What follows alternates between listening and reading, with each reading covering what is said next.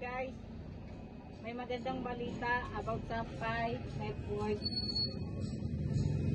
Open mainnet na siya sa February 2025 this year. And excited ako sa open mainnet na. Kapag ito.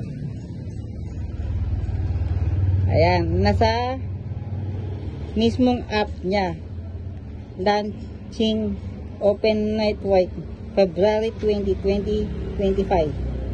Yan. Magla-launch siya sa Open Network will be launched at 8 AM UTC on February 2025. Yan.